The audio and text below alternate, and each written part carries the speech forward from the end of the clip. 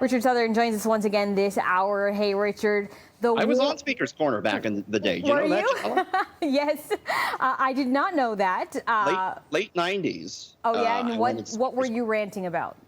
I was ranting. City TV used to do the New Year's Eve bash at Nathan Phillips Square for many years. Yes. And so I was in there always the City News fan, always the TV critic. I was in there kind of critiquing what I thought of City's broadcast, and they put some clips on. But that was like Did the you give them a good show. review? I remember the Devil's Advocates were on there. They were funny guys. Bare Naked Ladies kind of got their start in there. It was such a unique part of Toronto Speaker's Corner, so I'm so glad it's kind of backing away, Ginella. Yeah, it should be interesting. Okay, the summer weather has arrived, and we're getting another reminder of summer, even with this pandemic. John Tory, Mayor of Toronto, today said that the ice cream trucks can return legally to the streets of Toronto. I know, you've probably seen some out there. They were operating illegally. Now they can come back, and we can finally get our delicious sweet treats now that the weather has heated up. Begs the question, though, Ginella, now that we can use the ice cream truck, what are we going to order? I put a poll on my Twitter account, at Richard680News, and a cone, a regular cone or a dip cone, not surprisingly, leading the way. We got a strawberry sundae as second place.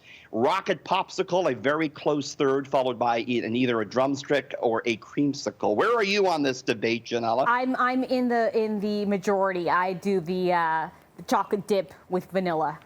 Well, see, the other items you can get from a grocery store or a convenience store. You can't get the soft serve, so I really feel you got to go with the soft serve. That's what you got to go for. The second one I go for is like a cookie sandwich, an ice cream sandwich cookie, but as you said, I can get that in the grocery store. First batch of ice cream, by the way, commercial ice cream made in Toronto on Gladstone Avenue in 1893. Wasn't until the 1950s that the typical ice cream truck arrived. There's a bit of history for you, Ginella. Good to know. I say this is the news we needed. Absolutely. This is the news we needed this week. Okay, we flashed back to Speaker's Corner. Let's flash way back to the days when... How about 110 million years back? only a couple hundred million. To when dinosaurs roamed the earth, and we're getting some new research on what they ate before they met their demise. Was it ice cream? I don't think so. No, there was no rocket popsicles, Ginella. Yeah. There was a lot of vegetables, though. So they found this dinosaur called the Borellapella, I believe it's pronounced, in Alberta. They actually found it in a Suncor oil mine. They were digging it out, and they found this dinosaur. And it turns out there it is. It's artist representation. Its stomach contents were like perfectly preserved. And what did they find in this 110 million year old dinosaur? What's that? Turns out he was eating 88% leaf material and 7% stems and twigs. Specifically, Ginella, we have a list here. He had in his stomach 13 different varieties of flowerless plants, 2 varieties of flowering plants. He had some digestive stones that he had eaten. And he also had some burnt plant fragments in there, meaning that this guy was probably eating some scorched earth that might have been scorched by lightning.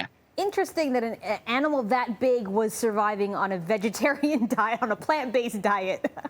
He's actually eating a lot better than I am, quite frankly. Lots of fruits and veggies. All right, thanks so much, Richard. We'll see you tomorrow. See you tomorrow.